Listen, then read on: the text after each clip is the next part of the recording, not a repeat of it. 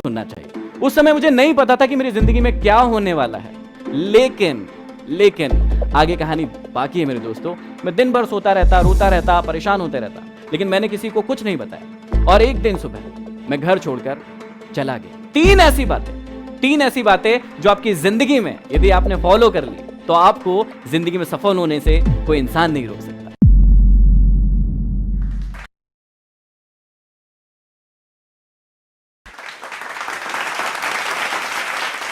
नमस्कार दोस्तों, मेरा नाम है महेंद्र दोगने और आप सभी लोग मुझे एमडी मोटिवेशन के नाम से जानते हैं। मैं रहता हूं मध्य प्रदेश के सबसे छोटे डिस्ट्रिक्ट हरदा में।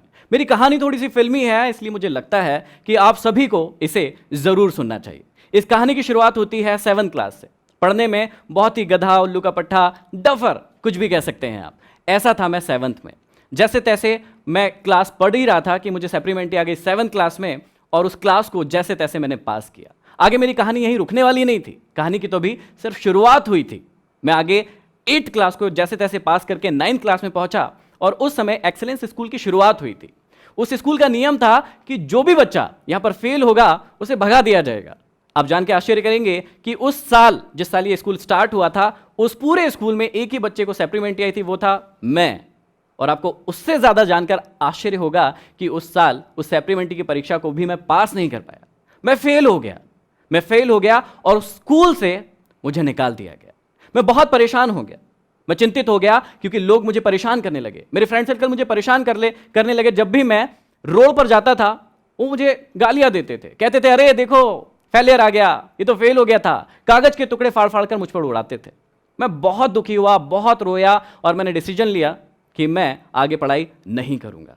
लेकिन घर वालों ने जैसे तैसे मनाया कि तुझे फिर से पढ़ना पड़ेगा। मैंने कहा नहीं पढ़ूंगा। उन्होंने कहा कि तुझे पढ़ना पड़ेगा और फिर से 9th क्लास पढ़ना पड़ेगा। ये सबसे बड़ा टेंशन था मेरे लिए, क्योंकि वही क्लास फिर से पढ़ना मेरे लिए पॉसिबल नहीं था। जैसे तैसे करके एक गवर्नमेंट स्कूल में मुझे एडमिशन मिला, ये कह के कि भैया इसको एडमिशन क्यों दे रहे हो, ये तो एक्सेलेंस स्कूल से फेल है, इसे एडमिशन दोगे तो और ही हमारी स्कूल का नाम खराब होगा। उसके बाद मुझे जैसे तैसे एडमिशन मिला। मैं स्कूल में गया और मैंने एक चीज़ डिसाइड की कि अब मैं जितनी भी चीज़ें करता हूं लाइफ में, मैं स्पोर्ट्स में बहुत अच्छा था। 1500 मीटर जो रनिंग होती है उसमें मैंने स्टेट खेला हुआ है, जो खो खो होता है उसमें मैंने स्टेट खेला हुआ है, एनसीसी में सीएसएम था, बहुत सारी दूसरी एक्टिविटी में मेरा बहुत मन लगता था, लेकिन सिर्फ एक चीज़ में मन नहीं लगता था, और वो थी मेरी पढ़ाई। लेकिन अब मैंने डिसाइड किया कि यदि अब पढ़ना है तो अच्छे से पढ़ना है। मैंने सारी एक्टिविटीज को खत्म कर दिया अपनी जिंदगी से, किसी भी एक्टिविटी को अपनी जिंदगी में आने नहीं दिया। और उसके बाद क्या हुआ, 9th क्लास में मैंने खूब पढ़ाई की, 10th क्लास में मैंने खूब पढ़ाई की, और मैं बना टॉपर उसी स्कूल का जहां पर मैं फेल होकर गया था। तो जहां पर मैं फेल होकर गया था वहीं से टॉपर बना। ये खबर जो है मेरे छोटे से डिस्ट्रिक्ट में हरदा में पूरी जगह फैल गई। और हुआ ये कि मैं 9th से ही इंग्लिश का मुझे बोलने का बड़ा शौक था। मैंने एक इंस्टीट्यूट ज्वाइन किया था जहां पर मैं कॉम्पिटिशन एग्जाम की तैयारी भी करने लगा था। अब उसी समय में यह हुआ था कि एक मेरी लाइफ की बहुत ही मजेदार सी घटना है जिसने शायद मेरी पूरी जिंदगी को बदल कर रख दिया।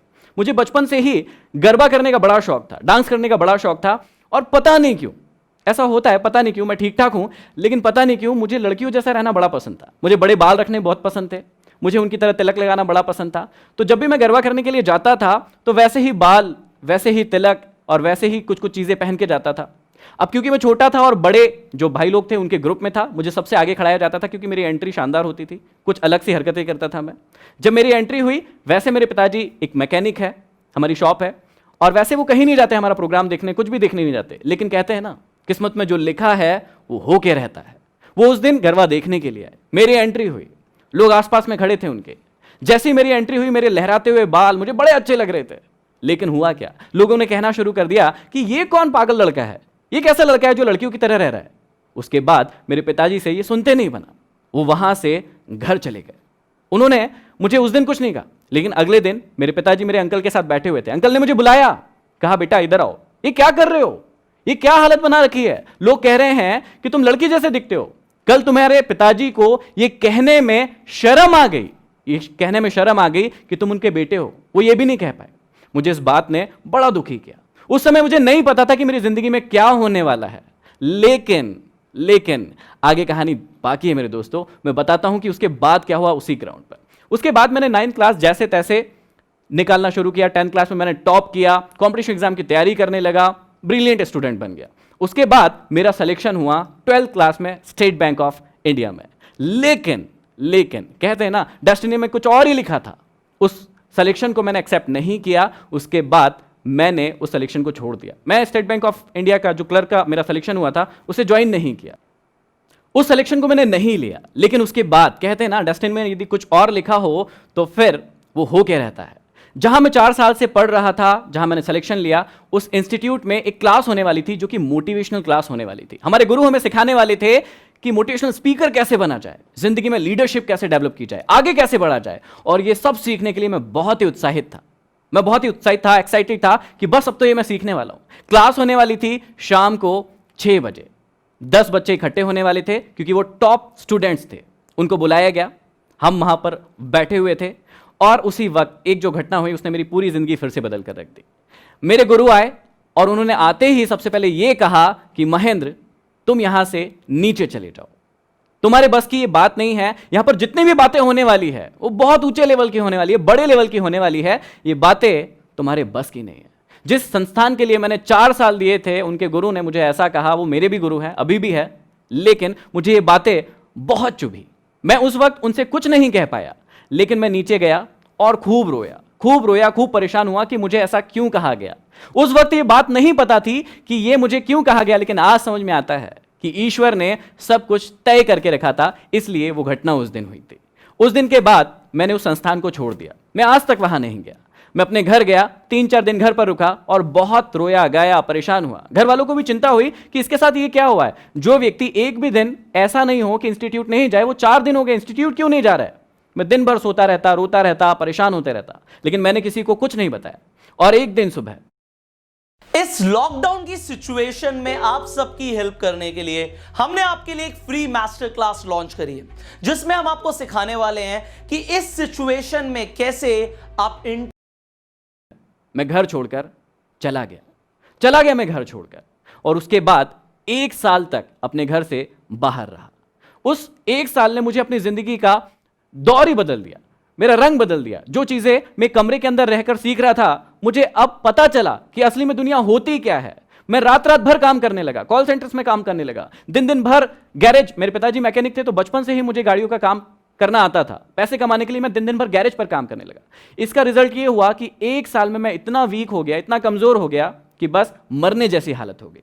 मैंने सोचा मरने से अच्छा है कि घर वापस चला जाए। मैं घर वापस आया। घर वाले खुश हुए कि चलो लड़का वापस आ गया।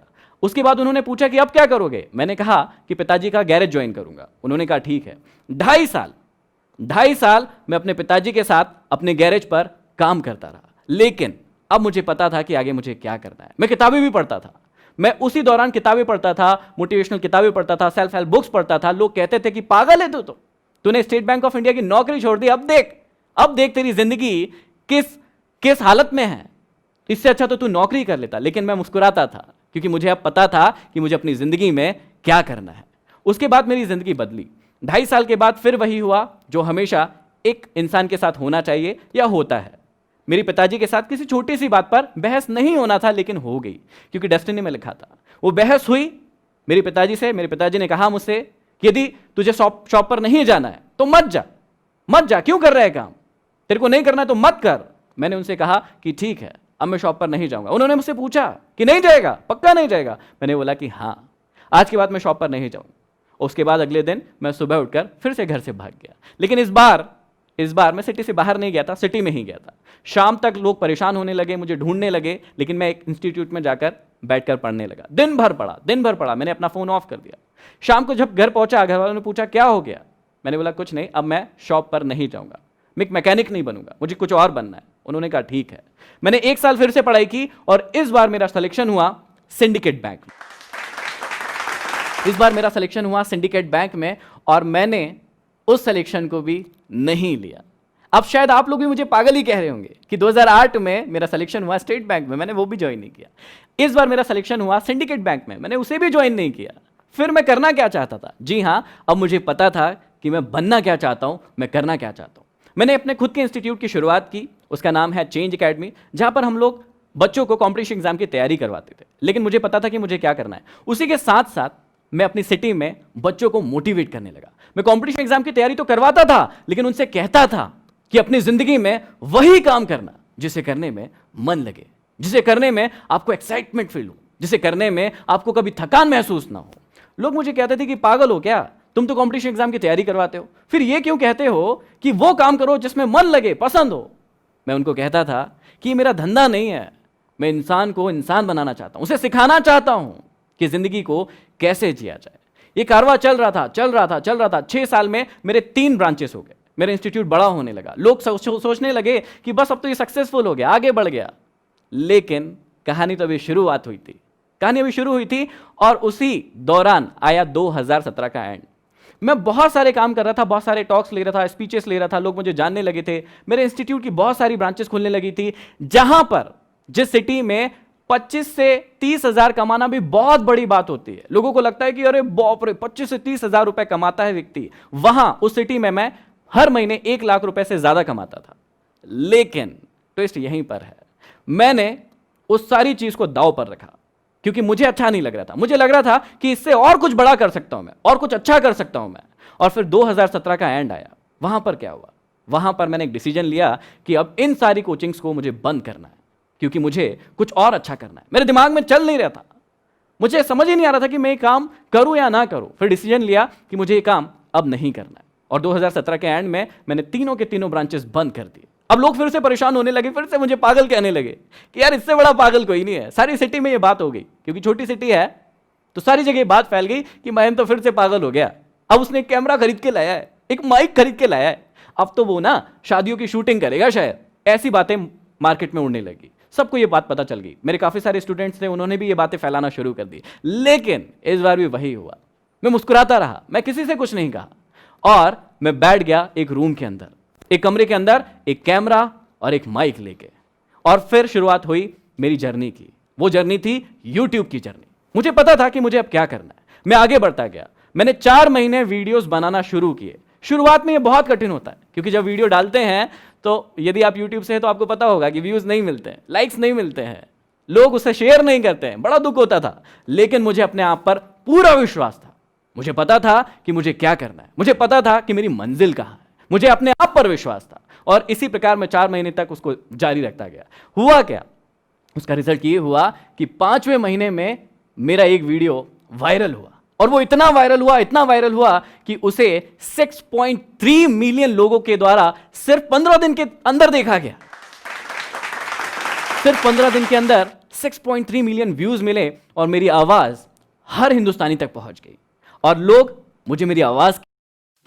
अरे क्या हो गया, कि परेशान क्यों लग रही है? अरे यार बोर्ड्स आने वाले हैं, कैसे करेंगे तैयारी? डाउट नहीं, इतने सारे डाउट्स हैं, कौन के कारण जानने लगे लोग, मुझे एमडी नाम से जानने लगे। अब यहां पर कहानी रुकने वाली नहीं थी, मैंने और वीडियोस डालना शुरू किया, मैं और पॉपुलर होता गया। मुझे radio station, talk show, magazines, newspaper, सब जगह से ऑफर आने लगे कि हमारे यहाँ आइए, हमारे यहाँ टॉक लीजिए, हमारे यहाँ सेमिनार कीजिए। और इसने मेरी जिंदगी पूरी तरीके से बदल दी थी। जो मैं सपना देखता था, जब मैं आईने के सामने खड़ा होता था, मैं देखता था कि मैं तो हीरो हूं, वही फीलिंग मुझे आने लगी, और मैं आगे बढ़ता गया। आप सभी ये जानने के लिए बहुत ही एक्साइटेड होंगे कि एक लड़का जिसे 7th में सप्लीमेंट्री आई, 9th में सप्लीमेंट्री आई, वो फेल हो गया, घर से भाग गया, गैरेज पर काम किया, आज पूरे हिंदुस्तान नहीं और भी कंट्रीज में जाना जा रहा है अपने काम के कारण। तो ऐसी कौन सी सफलता की ट्रिक्स है, टिप्स है, जो आप लोगों को यदि मैं बताऊं तो आप लोग भी अपनी जिंदगी में सफल हो सकते हैं? वही टिप्स मैं आपसे शेयर कर रहा हूं। 3 ऐसी बातें जो आपकी जिंदगी में यदि आपने फॉलो कर ली तो आपको जिंदगी में सफल होने से कोई इंसान नहीं रोक सकता। पहली टिप, हमेशा खुद पर विश्वास करना। हमेशा याद रखना, खुद पर विश्वास करना, क्योंकि कई बार जिंदगी में ऐसा होता है कि जब हम काम करना शुरू करते हैं, फेल होते हैं, गिर जाते हैं, लेकिन कई लोग वहीं पर पड़े रहते हैं, अपनी जिंदगी में सोचते हैं कि मैं आगे नहीं बढ़ सकता, मैं कुछ नहीं कर सकता। मैं आपको समझाना चाहता हूं, मैं आपको बताना चाहता हूं कि जिंदगी में किसी पर विश्वास करे ना करे, लेकिन सबसे पहले खुद पर विश्वास करें। दूसरी टिप्स जो मैं आपको देना चाहता हूं बहुत ही इंपॉर्टेंट है, अपने आप को कभी भी सस्ते में मत बिकने दीजिए। कई बार ऐसा होता है कि हम अपनी जिंदगी में जब एम बनाने के लिए बैठते हैं तो छोटे छोटे से एम बना लेते हैं, सोचते हैं कि ये भी हम कर पाएंगे या नहीं, खुद पर विश्वास नहीं होता है। दोस्तों, मैं आपको समझाना चाहता हूं कि अपने आप को अपने आप को और अपने सपनों को कभी भी लिमिटेड मत कीजिए, उन्हें बड़ा बनाइए और अपने आप को कभी भी सस्ते में मत बिकने दीजिए। और तीसरी और सबसे इंपॉर्टेंट चीज, हमेशा याद रखना, बड़ा नौकर बनने से अच्छा है छोटा मालिक बन जाना। हमेशा खुश रहोगे। क्या आपको लगता है कि लाइफ में सक्सेसफुल होने के लिए डेस्टिनी की जरूरत पड़ती है? यदि आपको लगता है हां, तो कमेंट बॉक्स में कमेंट कीजिए, इस वीडियो को लाइक कीजिए और ज्यादा से ज्यादा शेयर कीजिए, सब्सक्राइब कीजिए जूस टॉक्स। 2003 में मेरे हस्बैंड एक्सीडेंट